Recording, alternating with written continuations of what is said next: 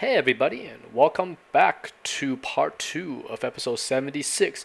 This is Feng Zhu speaking, and you are watching Design Cinema. So I hope you guys enjoyed part 1, but for this episode, we're going to focus a little bit more back to the drawing itself, the whole thumbnail process, but instead of focusing on the actual drawing itself, which you guys go watch from episode 75, I'm going to talk more about the whole thumbnail thinking process, how to generate them, where the ideas come from, as well as how to present that to your clients, especially when you have a lot of thumbnails on page, which you will see shortly. How do we short list those designs to boil it down to the core to show that to your clients? So when I get there, we'll talk about that. So all right, where do we leave off? Last time from part one. Part one, we decided to go to three different design directions. So number one, we're gonna do the client safe one. Number two is the slightly higher risk, maybe a little bit more a higher cost to produce. And these are things that we want to try, but the client safe one keeps us in check. And number three is kind of anything goes. Of course, we're going to try to keep all this in context because we are not designing mushroom dragons, as we guys saw from part one. We are going to keep these in context to a RPG game, similar to say like a Skyrim or a Dragon Age and these type of things, with the proportions are a little bit more realistic, the textures are a little more realistic. So that's the design cue that we'll be using. All right, so first let's kick it off with some references I have here. So let me load these up. All right, so these are things I'm looking at. Again, I'm not looking at other people's concept art. I find that to be quite dangerous when you're looking at dragons drawn by other people, because you will start working that kind of stuff into your own drawings. And in my opinion, it's much better to get your stuff from the influences that influence where dragons come from and derive your own designs and shapes and forms from that. And of course, there's a stereotypical dragon form that's already in our heads. So, but without looking at other people's drawings, at least I'm getting that from memory for something that's made up, and then I combine that with this stuff over here, which is realistic, and hopefully get my own results versus kind of like looking at D&D dragons and start drawing basically a fan art version of somebody else's design. So I'm looking at a couple of parrots. I love the body of the horse. We're going to reference that heavily for the body of the dragon because it has a nice powerful stance. Looking at some tropical fish. Some bats, obviously, for the wings areas, even some birds, because remember, for the riskier part two, or the second design direction, we're going to see if we can integrate a little bit of a bird and feather-like design into the dragons, some skeletal systems, some other reptile heads, and there's a tropical fish right here, which has a beautiful coloration, which I might put in when we do the presentation part. But I just love the way this color scheme works, this silver to red. This metallic type of material that'll look beautiful, I think, on a dragon. So, all right, so let's turn that off. Boink. And I'm gonna start turning these layers on. I already drew these because, again, I'm not focusing on the drawing itself. I'm gonna focus on the designs thinking behind it, and I'll talk about each thumbnail as we go here. All right, so I'm gonna turn on number one, and this is the order I drew them in. Okay, I'm gonna turn these on exactly in the order that I drew them. So here's number one. That's Mr. Generic Client Safe Dragon. Even though when I drew this guy, he kind of looks like a horse dragon. So it's not exactly the body of a dragon, but it's got the things covered. It's got the four legs, the wings, and the head, but it's very boring. So here comes number two. Doink. Okay, so number two is your very standardized dragon body. The neck to body ratio to wing size. The wings are a little smaller, obviously, because I don't want to draw a giant wing here. The wings are all a little bit small on these guys, and these are things that I'll probably stretch out maybe later for presentation. For now, it's more about the body language, the forms, and the size of things, like the size of the head, the body, so forth. So right now this is pretty typical. The head has a little bit of a different design than what you see, but dragons like this fit into a variety of RPG games because they're standardized. So not much thinking really behind these, just sketching, looking a little bit at references. Right, so number three, boink. So that guy comes out. So this guy I start to mess around with posture and some proportions. So I give this guy a much bigger head, and I give him a kind of like a rat or rodent-like posture, very sneaky. I'm trying to think about how this guy animates, and this guy will run around kind of like very quick, like a rat. You see these guys, they're hunched over slightly, they have a forward momentum type of body posture. So I kind of give this dragon that versus the previous one, number two here. I'll turn this on and off. Number two, this guy here has a little bit more of a like a beast kind of stance. He's very powerful. His chest is up. This guy is ready to attack. This guy is a little bit more sneaky. All right, let's go to number 4. Oh, by the way, for each section, the 1, 2, and 3 design directions, I'm going to do 5 thumbnails for each, ending up with 15 total. Okay, so I'm a little bit OCD, so I like to give some numbers to check. And also, I think that gives me a motivation to go forward versus like going into this project completely blind. Like, I don't know how many I'm going to do. I'm just going to start sketching. I have to give myself a minimum number to hit. So that way I could plan out my day, plan out my schedules, going, okay, I'm going to hit 5 per section. I'm going to end up at least 15. That's my goal. So it gives me something to look forward to. I find that sometimes I'm more completely in the open. Like, I don't know how many I'm going to do. Like, just completely, whatever comes, whatever goes.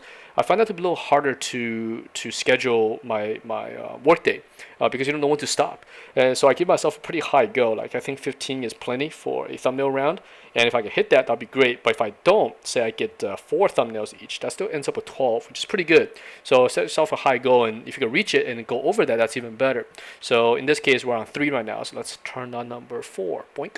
Okay. So number 4 is taking the design for number 2. I thought the neck was a little short. I want to have, for the animator especially, a little bit of a dip on the neck. Like you see like camels and so forth. I think camels, giraffes have a little bit of this. When you see these big mammals walking, the neck actually has a little bit of a dip when they take a step. And by elongating the neck here, hopefully I could capture that movement for the animators. Or the animators can capture that when they make this guy move. So when this guy's walking around the ground, you'll see this dip, dip, dip. But the head will stay exactly the same level. You see this on chickens, right? Chickens and pigeons, they have this natural gyro system in their head that could keep their eye level exactly parallel to the ground, and while their body's like moving left and right. It's very bizarre looking. So a lot of animals have the big mammals that like the camels and stuff have a little bit of that as well. So it'd be really cool if this dragon's walking up and down. You'll see the neck. Let me see if I can do a quick like a cheap Photoshop movement to show what I mean. So neck would go something like that as it moves, but the head stays exactly the same. And I can only do that if my neck is long enough. So the body proportion is almost similar. This 4th one and the second one here. The only change here is the elongated neck, and play around the neck a little bit. Play around the head a little bit. That's about it. Not much change here. You notice I'm playing with some lizard type things. I really like the flap of skin that's underneath the iguana's chin. So a lot of these dragons have that as well. I can see it right over here on this guy, on this flap of. Oops, what am I doing here? Okay, this flap of skin here, and on this guy, you see it right over here. All right, so this guy is pretty generic. This guy's pretty generic, but like we mentioned in part 1, if we just render these guys out nicely, put some nice textures on it, put some scales in it, it's pretty safe. That's a very low risk design. Chances of being picked is pretty high because it looks like what it looks like, so it works. All right, so let's go to number 5. Okay, so now I'm starting to play, going back to the whole horse thing. I go, looked at number 1, so maybe we don't abandon that horse. This guy's really boring. It was like completely looks like a stuffed animal there. But playing around with the horse body might not be a bad idea, so I went back and kind of went with the gazelle-like proportion, a little bit more skinnier, and then added the wings on top just to see what kind of body form it'll start to arrive, because I'm about to get out of zone number 1, or design style number 1, and go into design style number 2, which is bird influence. So this is already starting to, you can see my brain starting to work my way into section 2 here. All right, so let's go and turn on. Now we're going to move to, that's 5 here. Okay, we're going to move to design style number 2 now. Doink. All right, so let me turn off the notes so they don't overwrite. Boom, boom. Okay, so here's the first thumbnail from the second design style. So now I'm starting to add the feather. You can see the body proportion is actually still the same. I'm keeping the dragon, pretty much a dragon body. Actually, though, this kind of stuff, it's a what do you call these? They're griffins, right? A little bit different. Griffins are, I think, eagle or bird headed with a lion body, and I think that's what it is, and got claws or something. But this thing looks kind of like a griffin, which is another mythological creature, I think originating from Europe. So right now, after I drew this guy, he looks just like a griffin to me, which, maybe it's not a bad thing, dragon griffin thing. So, yeah, keeping the body proportion similar to the guy right over here. Again, we're keeping this in context. We're not going to do crazy stuff. We're not going to do mushroom dragons and smoke dragons and these kind of things, because for the first round design, I doubt a client who's hiring you to do some dragon thumbnails is going to accept a smoke dragon. You know what I'm saying? Like a piece of smoke that forms into a dragon, a VFX type of thing. That could work if the client specifically said we have a VFX dragon. But in this case, we're going to do a solid reptilian looking thing. Okay. All right. So number 7. So now I'm really playing with the bird proportions now. I'm going back to the trying to reference here. You can see the parrot right here. I'm really referencing this guy's head, its feather movements, the flow of its body, especially the feather lines. So I'm referencing this heavily for this guy over here. Let me turn the reference off. All right, let's go back to number 7 here. Making him a lot more elongated, a little bit more slick, making his neck completely soft. And so this guy is almost a mammal with wings, or maybe mammal bird looking thing with wings. Very gentle. So when he's walking around, it's a lot softer on the ground when he walks, as opposed to this guy. Let me turn on my pen so you guys can see what I'm doing here. As opposed to this guy here, who is a lot more heavy and thumping around when he's walking. So it's a little bit more gentle. Yeah, kind of like this design direction. This is also somewhat of a griffin dragon thingamajig. Okay, number 8. Doink. Now I'm really going some to diverge from the dragon standard body type. But now it's a mix of all sorts of things. Elongating the neck a lot more. Kind of playing around with this one here. And you can see the thumbnails next to me plays an influence because I'm drawing these exactly where you see them. The placement of them is pretty much, I move from this guy and I go, okay, let's draw the next guy. And because these guys are surrounded, I'm surrounded by these thumbnails, your drawings morph, they evolve. In fact, if you look at the drawing from number 1, this really boring looking guy, to this guy over here, you can see a lot of things already evolving. One is the body posture starting to get better. You can see this guy is really stiff. He looks like a museum stuffed animal. This guy now looks like he has a little bit of movement. He has a little bit of a lean on his neck. One of his arms is going forward. And the other thing you notice is the line weight becomes way more fluid. This one, the line sucks. It's all stiff. It's crappy looking. And this line here is starting to flow. All of this is nothing to do with me or like showing off like, oh look, I got better joints. Nothing to do with that. It has to do with your muscles warming up. Literally warming up, because when you're starting a drawing, your muscles are all cooled, and when you start to draw, just like going to the gym, you just start doing weights right off the bat. It doesn't feel as smooth as you've been there for after, say, a warm-up exercise. Same thing happening here. So right now your muscles stiff. You just got into the office. Today is Wednesday, so it's like total hump day. Your whole body's like, oh no, middle of the week. So your muscles all falling asleep. And the first thumbnails generally looks like this, pretty crappy. And as you start to warm up, you start to get into this zone. So this is something important, especially for student types, because sometimes you get students who ask you, when you get what do you call it, drawer's block, writer's block, but for artists, what do you do, right? And my advice always been like, don't walk away from it, man. I mean, you could. Sometimes it helps to walk away from the drawing to do something, but don't do things that waste time, like YouTube or Facebook and these kind of things. They're kind of counterproductive type things. But if you walk away, maybe go watch a movie or something. But for me, I just stay there and draw, because imagine I drew this one, and this one sucks. And when I first drew it, I knew that too. I was like, this is not a very good drawing. This is pretty stiff, pretty crap. But I know that by drawing the second drawing, you're starting to warm up, and by doing a third drawing, you warm up even more. So you can see it progress even from here to here. So now I'm on my 8th drawing, way more fluid. Now the lines are coming out much faster. The drawings are kind of taking on its own life a little bit. So your muscle memory starting to take over slightly. Your brain, your muscles now working as one. Versus here, it's almost like brain think, brain tell muscle move, muscle put line, muscle make line. They get this like really boring I am dragon. Here it's like you're almost shutting off the part of that does that kind of information, and just go, I'm just drawing a dragon. Your arm is just flowing across. So the more you draw, you'll more understand this process, and it's important, okay, for those who are learning. So you gotta draw a lot. You can't stop at the bad drawing. You can't stop here and go, oh, this sucks, so therefore I gave up. Keep going, because you will warm up. So anyways, let's go back to the design number 8 here. So giving him like a mohawk skin looking thing could be cool as a silhouette. He's very different than this guy if we're to darken him down into a silhouette form. All right, let's continue with number 9. All right, so now really starting to push that long neck thing. Now I'm starting to look at almost mixing the Asian dragon influence. I know I was going to go for a westernized dragon, but I just thought, hey, let's play with it. Since this is the second, little bit riskier version of our design pass, let's try to mix in a little bit of the Asian thing, but still putting the mammal body back into the center here. So the legs are not here and here that you find in an Asian dragon. So, but it's very, very long, snake-like, fish-like body form. The wings are also very, very curved as opposed to the bat wing type things here. So just playing with proportions, just playing with like, hey, maybe this is a good direction for a dragon, this long, slick looking thing. So when he flies, maybe it looks quite neat when he folds all his little legs in. Because I can see this guy flying Here's little body here, and it just folds little legs, kind of like when lizards swim. You know, if you guys ever seen like a monitor where a alligator when they swim, they tuck their feet and their arms in, and they're kind of like their body becomes quite smooth. So maybe something like that could work for this guy. Who knows, right? All right, so that's number 9, and now let's do the last of the second design pass. Boink. All right, so here's number 10. Creepy looking dude. He looks like a human.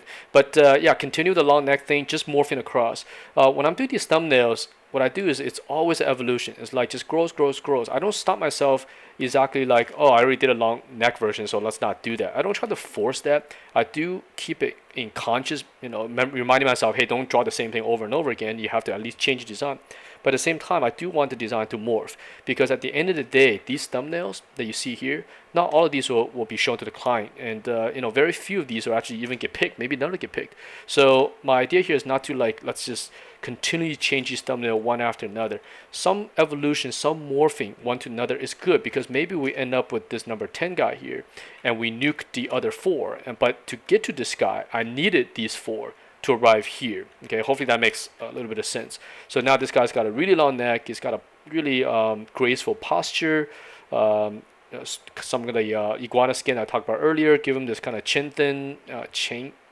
I can't pronounce it. What do you call these things that the Egyptian guys had? But anyways, a little bit of that kind of thing, influence from Egypt. Okay, let's now move to part 3. Okay, so now we're going to start to do things that are even more different than this, but still stay in context. Okay, so not mushroom dragon here. All right, so this guy now is my kind of the kitchen sink, my own version. Okay, if I had 0 art direction, still have to stick with the dragon, what do I do? So this is my ferret dragon. Okay, ferret bird dragon. So this guy's gonna move like a otter or a ferret. Those very long, slick-looking mammals. So I can see this guy kind of bouncing around the ground like that, like when he walks around, and it's very, very light, and it's got this feather. So run around a little bit, do a little bit of flying, run around a little bit. Very, very graceful looking animal here. So that's the body type here, and I went with this kind of just very curvy, right? If you look at those otters, they kind of have this body type as well. So that's number 11. Let's go to number 12. Okay, now I'm starting to really experiment, because with the otter thing, I'm like, hey, that's not a bad idea to kind of model a dragon, not after a giant iguana or some kind of big lizard looking thing, but let's model it after a mammal. Okay, so this guy here, number 12, is modeled after a tiger.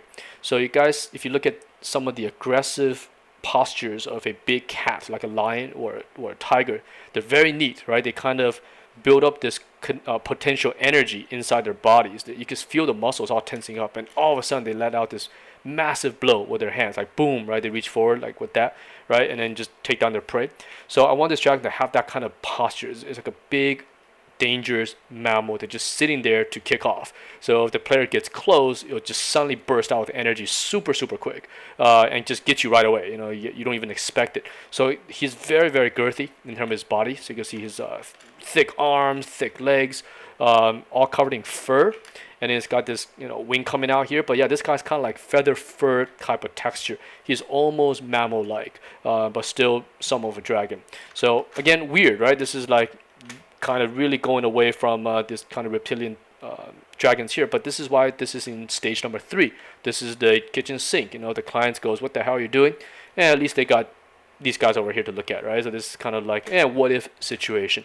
Maybe 1 out of 99 chance you'll get picked. So all right, so let's continue that, and let's go to 13. 13, I'm kind of going back. This is a crazy centipede dragon I mentioned yesterday in part 1.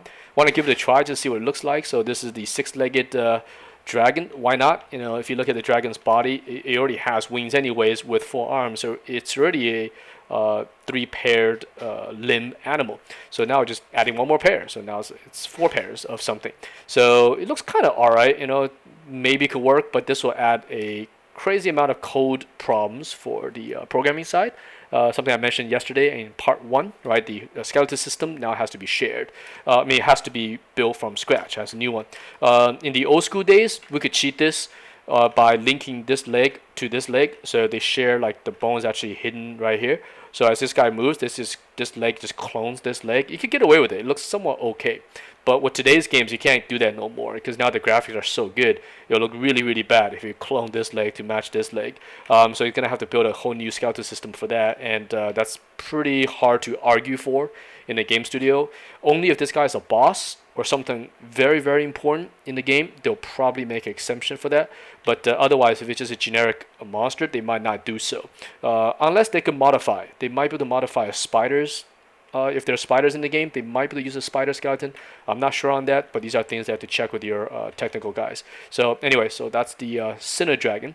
So this guy, by the way, this Lion Dragon, we could call him Ligon or something like that. Okay, that's the Ligon. All right, number 14. Here's a sad little dude. Look at him. He's all sad. Like, oh, I'm sad. This is my old man dragon. He's like, oh, I'm so sad. But actually, this is kind of playing off this guy since this drawing's to my left here. This is my bear posture dragon now. So this is modeled after a tiger or a lion. This one's modeled after a big bear. And yeah, go to YouTube and watch a bear run. They're huge animals with all this muscle, and they actually run really quick. And as they run, you can see these muscles bouncing up and down over their body. Like they look like they're fat. You know, look at a giant black bear, or like a grizzly or something like that. They look like they're chubby, but in fact they're all muscle. And you can see the skin just folding on top of each other as the muscles, kind of rub against one another. You can see this movement of the body, and I thought that'd be really cool to, try to capture that on a dragon, maybe. I don't know. So as this guy's, boom, boom, boom, boom, moving towards you, you just see like this muscle like pulsating, boom, boom, boom, all over the place. These wings are bouncing up and down, right? So these are things that if I do pitch these, will actually put those references in there. We'll actually try to get some videos of grizzly bears running. We'll put some photos of grizzlies, so we could tell the animators and the producers and the art directors what you're thinking about, with this. Because by itself, it maybe doesn't look quite like what I want to do. So, all right, and let's go to the last of set number 3. All right, so here's bird everything. So it's really, really strange looking thing. I don't know. This is by now. The energy level is starting to drain. This process in real time took about 2 hours to do. Okay, to do these 16 thumbnails took about 2 hours. So you're looking at 1 hour and 40 minutes at this point, something like that. So I mentioned this many times in my past videos. The creative energy in your brain drains quite fast. At least for me, seriously. Like I can't last a few hours now. I'm like completely become afterwards. In terms of brain power, I could render all day, paint things, but in terms of thinking, this kind of stuff is all brain power at this point. So at this point here, number 16, your brain's running out. I don't know what I'm doing. It's like a bird head on a lizard with some long pterodactyl wings or something. Still looks alright, but throw it in there. It's bizarre. Okay. Alright, so at this point, it's like, okay, good. I met my spec of 5 thumbnails per category. I got 15. Did I say 16? Okay, we got 15 drawings on this page. But you notice, and here's I'm going to move into the presentation thing now. When you're working in-house, you could show this page right here. Okay, as a freelancer, this is probably a little too much. If you have a very good reputation with the clients, like you work with them for quite a while, you could probably throw this to them. Maybe it's okay. But if you haven't worked with them, this is a lot of stuff to show to a client on your first pass. So you want to clean this page up. But if you're in-house or your clients do want to see like this, then you want to present this page nicely. And that's something I'm going to get into right now. Okay, and I'm not going to fast forward. We're going to do this in real time. But before we even get to that, notice, let me get my pen here. We have some ugly holes here. Some ugly blank spaces on the page. Okay, now we could try to rearrange the page to fill in these blank spaces, or we could just spend some time to draw some drawings to fill them. And this is going to sound really weird. Check this out. Okay, here comes number 16. Doink. There's one right there. Notice he fills in this area perfectly. I actually do this quite a bit on my projects, because by filling this negative space in, it makes your page more complete. See, here's with it gone. Okay, so you have this nice presentation. You just have these empty spaces, all right, these big pockets. Mentally, it kind of says like you're not done. I don't know, at least for me. Like mentally, it comes across a message like, oh, I kind of ran out of steam and I'm done. You know what I'm saying? Even though I have this nice paper left over here, I didn't even use it up because I'm too tired. So instead, I filled them in. It's a mental game, and it's also a presentation technique. By doing this, you're showing the clients, look, man, I took this page and I freaking used up every single space. That's how much commitment I'm giving you on this project here. You know, I'm trying to, every page, every single area is used up. So I do that as well. So here you can see I'm trying to filling in. Now we have two more areas. We have an area down here, and we have an area down here. So I'm actually drawing them to fit this space, right? So here comes 17, and sometimes you get good designs out of it too. Like this guy, I kind of like it. He's really bizarre. It's like dino dragon thing, whatever. So it looks like a dinosaur with a dragon, with a horse, with a lion, with a really long, almost like a peacock, maybe kind of colored feathers. Could look pretty neat. And his form actually came out of this negative space. If you look at it, you know what I'm saying? Like I have to fill in this S line right here. So it's like then that's how I just started this guy actually, which was just drew a line like that and drew my body based on that line, which resulted in this. That's how the tail came about. This really long tail. This is a happy accident. This is something that I wasn't planning. It was completely out of the blue, and he actually looks kind of neat. I don't know if the clients will go for a dragon like this. He's starting to become something else. But in terms of a creature, I think he actually looks kind of cool. All right, so now let's move to this little space. I got this little baby area left. This little awkward space. So I think I drew this. I drew a hump with a line. I go, okay, I gotta use that for space. And here's the result. Boink. So little saddle guy with little dark little arms. So you can see he was designed just to fit the space. So these three last thumbnails, okay, this guy here, that, and that, these are fillers. These are there just to fill in the space to make the presentation look good. So yeah, it's a little inside tip. You don't need to do this. Again, you could just rearrange the page and make these spaces go away. Or if you have a little bit extra time on your hands, you can fill these in. Because at this point, the pressure is pretty much gone. My spec has been met. I got 15 drawings or 15 thumbnails done.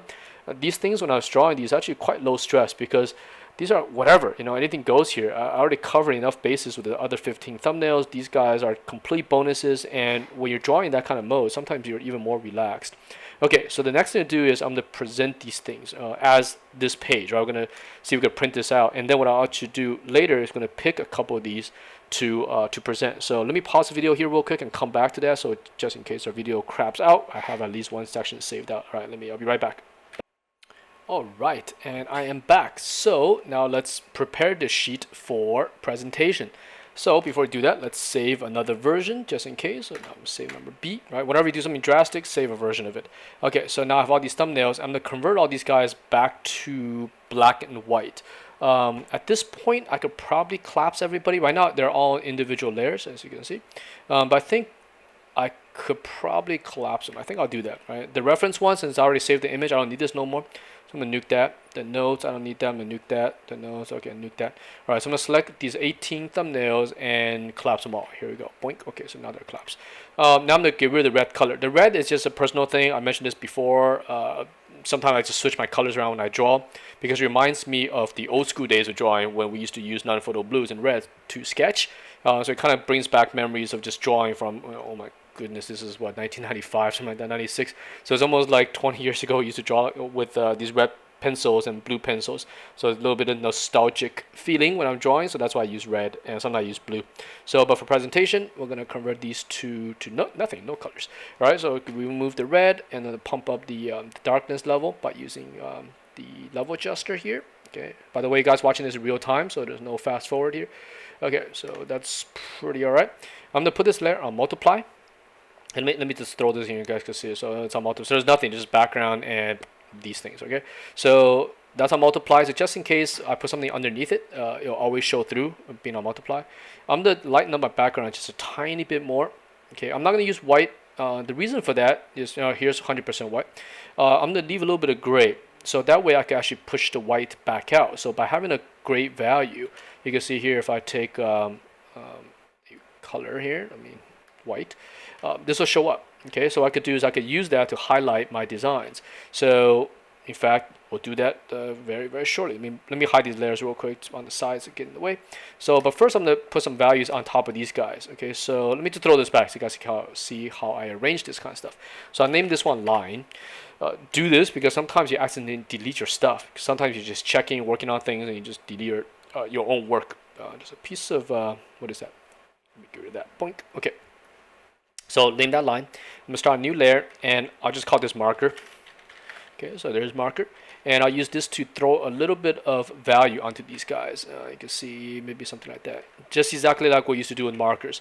And this will kind of extract the drawings out slightly. So let me move this out of the way, and let's do that in real time, real fast. Okay, here. I don't even need to zoom in. I just leave it right. Let me get it so I can see everything at one time. Okay, that's pretty good.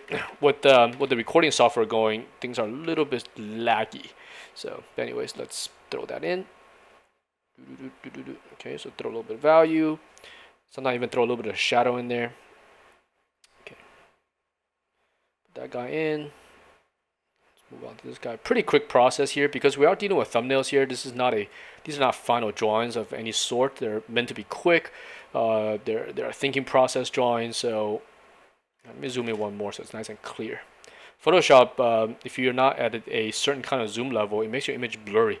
So generally 33, 50, 66, and 100, the images come out very, very clear. When you kind of do a weird percentage, sometimes it's blurry.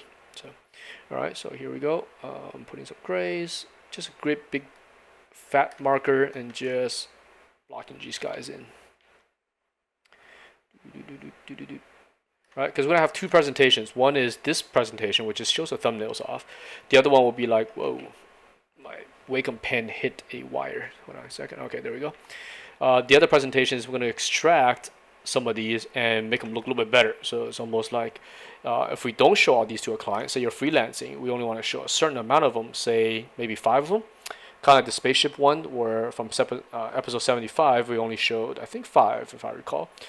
Same thing here, and we'll go through that process of selecting which 5 do we do. Okay, because when you're working freelance, you don't have an art director telling you which one you're gonna use, right? You do these 18 thumbnails, you have to narrow that down yourself to the 5 or 3, whatever amount you want to show. In-house, you can have the art director make that decision for you. They'll be like, okay, this one, that one. But yeah, freelancing, you have to self-art direct. Most freelancers are art directors anyways by themselves because you have to make these choices that usually someone will make for you in-house. So I've done freelance pretty much my entire career, so it's always just been like you get used to picking stuff, and you kind of have to know the clients, and that's what part 1 was about. You pick things that you think they're gonna like from your batch of thumbnails. Okay. This guy, the Ligan. Okay, Ligan. This is the Dinogan. Okay, here's the Cenogan, the Centipede Dragon. All right, put some shadow on there. This is the sad guy. He's like, I'm so sad. Okay. Look at his eyes. He's like, oh, I'm so sad. Okay. This guy already put some gray on him. Bird, crazy dude. Okay. The Canary-gan. Here's my rodent. Ferret dragon. What's that movie with the ferret? Beastmaster, right? HBO. Stands for HBO. Remember, they used to show Beastmasters all the time. So it became like, oh, Beastmaster's on. Alright. Alright, so that's good enough for marker pass. Did I miss anybody? I think I missed that guy. Put that guy there. Alright, good. So now I'm going to do another layer so you can see that's marker. And then we'll call that guy highlight. And this one we use white. So boink. Let's hide that. And now we're going to pull out with the white highlight. Now I'm not going to do this for everybody. I'm going to do this for designs I already like. So we don't show off everyone this white because now I'm going to call attention by doing this. So let's call attention, for example, this generic dragon here, right? That's our client safe generic dragon you see in every video game. So let's put some white on that. So that way we have our base covered with our safe generic dragon. And now let's go do something that I like. I really like this guy, even though he was a filler design. This guy was not part of the original pack. He is just a bonus, but I sort of like the way he looks. Sometimes you get the coolest designs by messing around, by doing things that you didn't even plan for. Sometimes it doesn't work, sometimes it works. All right, so that's our dino guy. What else do I like? I think I like my ferret dude here. Ferret dragon. Right? The reason why I don't want to pull everyone out with the white highlight is because then you overwhelm your audience. Even though we're showing, I mean, we're already overwhelming your eyes. There are 18 thumbnails on this page. There's a lot of information for someone to absorb. So you want to make that a nice experience when they first see it. So they go, okay, thumbnails. And by doing some markers on some, doing some highlights on others, you're starting to build up the viewing what we call it, water when they look at it, right? They'll generally look at the stuff that has the highest contrast. In this case, the stuff with the white highlights on, hopefully they'll look first, and then they'll go to the ones that doesn't have the highlights, and those be the secondary reads. So you're already kind of creating a hierarchy of readability. My centipede dragon is gonna get a little bit of highlight. I like the way his neck looks. Okay, I think that's about good. I think for the number of highlights. Let's see. Yeah, I think it's all right. Through on some of these guys, you can see I skip a bunch of these guys. I skip a lot of these because I just find them to be pretty boring. I'll put it on my rat dragon here. I'm also using this to balance the composition a little bit because rat dragon here is on the left side of the page. By using him, I can balance out this side of the page, and I have this long tail on this side here. So these guys can make a nice counterbalance to each other. Okay, and notice the composition, the way it's put. Okay, this is something that you can see. The upper left dragon is looking this way, upper right dragon is looking that way, lower left is looking this way, lower right is looking that way. So these guys crisscross each other in composition. So on the eyeball, and this guy's right in the center. So now it's very comfortable. So this is things your clients may not even know they're looking at, right? But it just feels more comfortable when you arrange the page that way. And I actually drew the thumbnails in that order. Like when I drew these guys, I faced them in the order on purpose. So it wasn't a coincidence or anything like that. Okay, so that just comes from presenting for years and years and years. You learn certain things look good when you arrange in a certain way. Okay, so that's that. Okay, so let's see, our highlights done. Now let's pick some that we're gonna extract for presentation, right? So this will be one of the presentation. Let's do the 5 that we're gonna show. So let me take a pen here and select. Remember, we have 3 groups. We have one group here, we have one group here, and we have one more group here. So I need at least 3. Okay, I need 3, hopefully 2 from here. Why? Because this is the client safe. Remember, this is the client safe area. So these are things that's most likely what they want in the first place, which is a standard European influence dragon. So I probably want to get 2 from here and 1 or 2 from one of these sets, ending up with 5 total, right? So 2 here, 1, 1, and then 1 more from one of these groups. So I think from here, this guy is like super generic. So let's take him. Okay. Man, they're so generic looking. Maybe I'll take this dude here. Horse guy is a little risky. I almost feel like he belongs in the second section here, which is this thing. This guy is safe. This guy is pretty safe as well for a dragon. This guy is actually pretty safe as well. Let's see here. So now I'm looking at design. Right? I'm looking at, is there a big difference between this guy and that guy? What's the biggest difference here? This guy, or this guy to that guy? I'm gonna pick the one that has the most difference between between these. So, but this is a different design direction. So they are different, but I don't like the direction. So here it comes down to these 2. Do I use that or do I use that? And I think, let's see, these guys have the exact same bodies. If you look at the body type, this guy is skinnier. So for now, let's just pick rat dragon. Okay. Now let's go to here. Now I have to think like a client. Okay, now I have to be like, okay, now I'm starting to go into risky grounds here. These are not things they're expecting. They're expecting this dragon to come back. Now we're getting funky bird dragons. What do you pick that you think they might like, even though it's outside of the initial spec? For example, if I throw this in, I don't know, man. It's really high risk, this long thing. It's so different in terms of body type. They're all a little risky. I think this guy is less risky. He's almost a dragon with wings, but it's a little bit more boring. Ligon here is very risky. He's actually part of the 3rd group. My second group is actually these guys right here. These right here, right? So 1, 2, 3, 4, 5. I think that guy is a go. Let's see if we can pick one from the last group here. I actually really like this dude, even though he's the filler art. I'm gonna put him in here for now. So now I have 4. Let's just call him as the high risk kitchen sink zone, the number 3 one. I like my ferret dragon. He's not very powerful, depending on what the client wants to use this guy for. If this is a dragon that's attacking players, this guy looks like he's a little weak. He looks like a friendly looking dude. Cine Dragon is kind of nice, maybe. Very risky. 6 leg thing, very, very risky. Um, yeah, see, these things are not looking like dragons. Maybe I'll just do the this guy here. Alright, so we have 2 generic dragons here.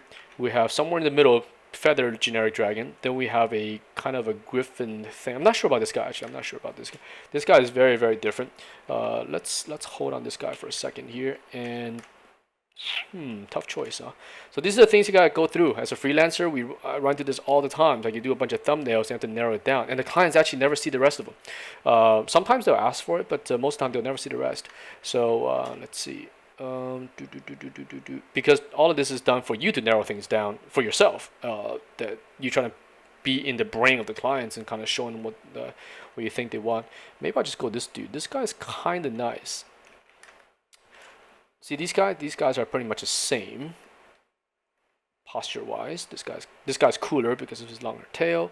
I think sad guy because he's too sad looking. I'll skip him. He's too crazy. Yeah, looks like I'm starting to come down to this guy here. Okay, this long neck version with a skinny body. He's kind of similar though. Now I'm looking at these guys are kind of similar, so I'm not digging that actually. All right, I'm gonna go for Fairy Dragon then. All right, let's go for it. Fairy Dragon is very different than the rest of them, the little skinny dude. So those are the 5 that I will extract out for a slightly better drawing presentation. I might change my mind. I don't know. I'm doing this in real time right now. But what I'm gonna do now is I'm gonna cut this video out and select those layers and rearrange the page. That I think you guys don't need to see because it's just pretty busy work. And I'll just finish them off slightly, and we'll come back to show you what those look like. Okay, so let me hold the video short here, and I'll be back in a few minutes or 1 second for you guys. Okay. All right, I am back. It's been 1 second for you guys and over an hour for me. So let's open up the last file that we are at, which is this one here. All right, so here we have all the thumbnails. So what I did is I took the 5 that we've selected and brought them into a new file here. So let's open that up. So right now it's blank. So let me just leave this one here for now. Let's see here.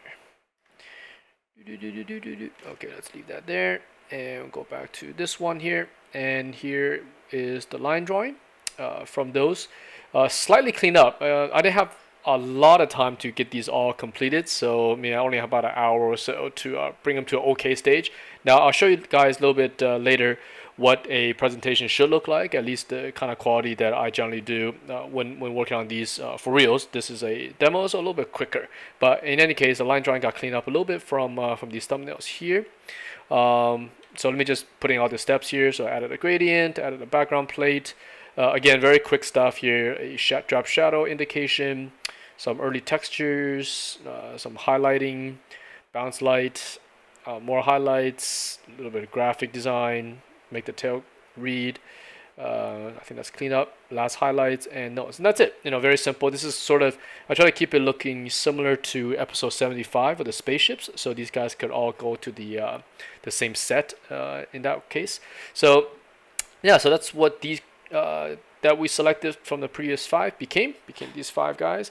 And to continue from where we left off in terms of part 1, if this is a client type of picking situation, this, I think in my opinion, will have a very high, let me switch to a marker here. This will have a very high chance of being picked if these are the 5 being offered. Of course, in the day, if this is for reals, I could probably pull off about maybe 2 more pages of this in a day. So we'll have other designs as well. So who knows what will come out. But yeah, so we include a generic version. This is generic. This is somewhat generic as well. And then you got these 3 over here that are kind of hanging out. Now notice the size that I presented these guys in. I put the generic one in the most ideal spot. This guy is nice and big on the page. It's probably the biggest drawing on the page. Therefore, you're getting that as your first read. His pose is also quite aggressive, and it's on the top part of the page. So for most viewers, this will be a first read. This will probably most likely be the second read. And this is my kind of weird looking one. I do like it, and I want the clients to pay attention to it.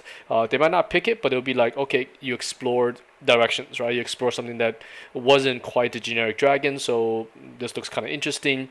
Maybe we'll like it, maybe we don't, but I do want them to see it. And then these 3 over here are your kind of the support designs. If they don't like these guys, maybe we have a chance with these, but who knows? The design world is tricky.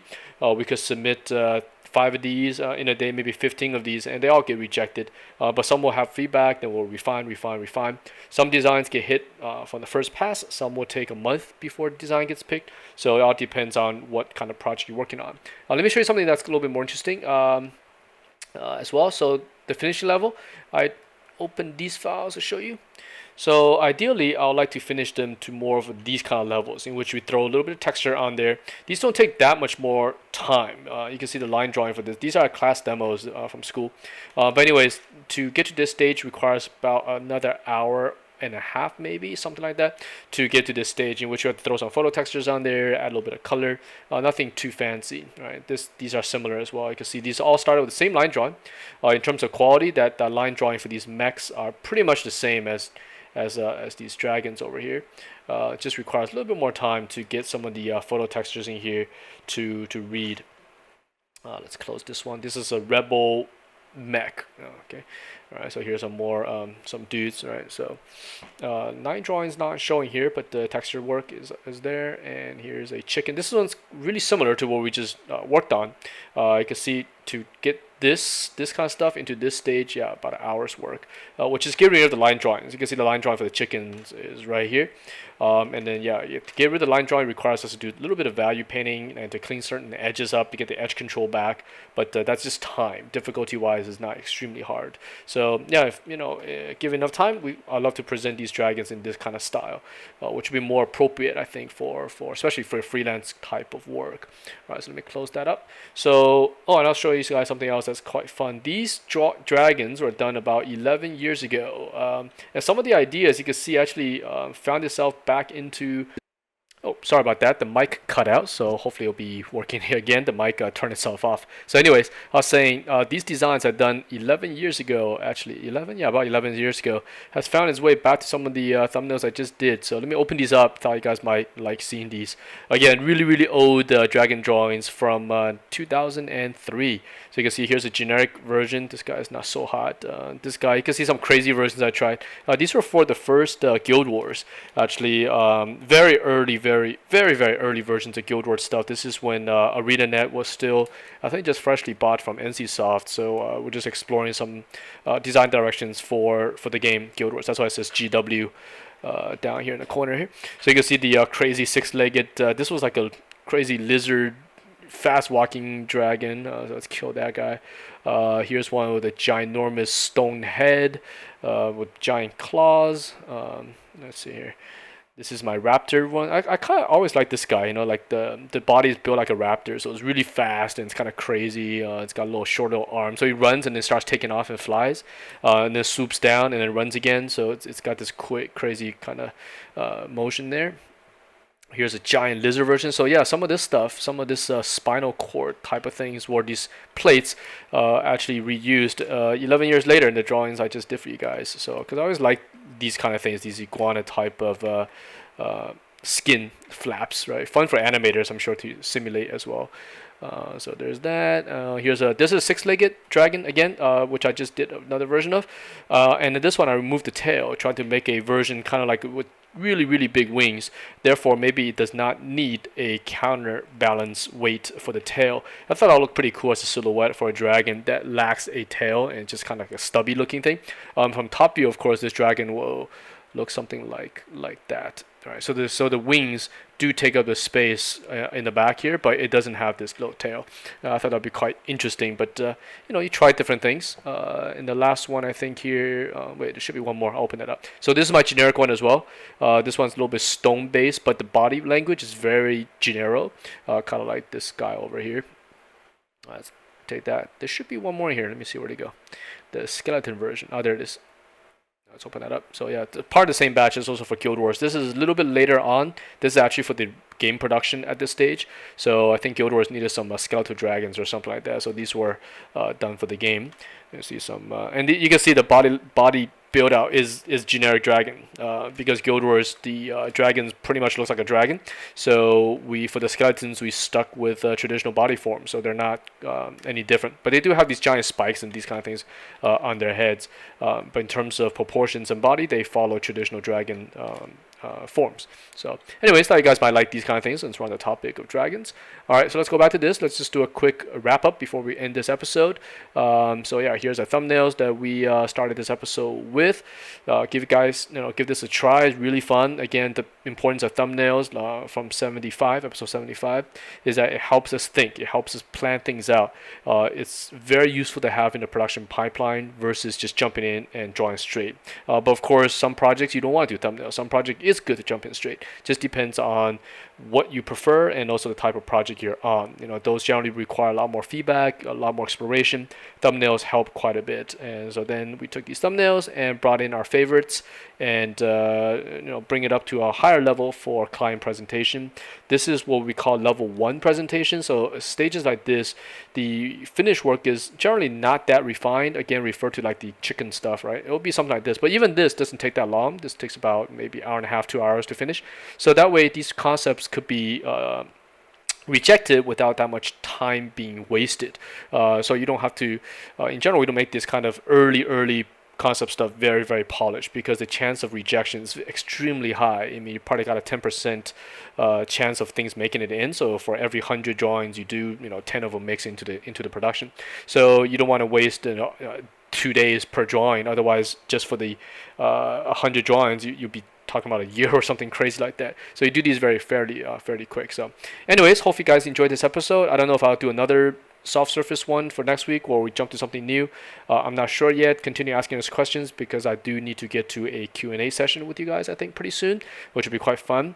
Let's see, anything else? I think that's about it. For those who are in Singapore, we have a graduation show coming up on October 10th. So if you can make it, I'll be there. All our students are going to be there, and it's going to be some really, really good work on the wall as well.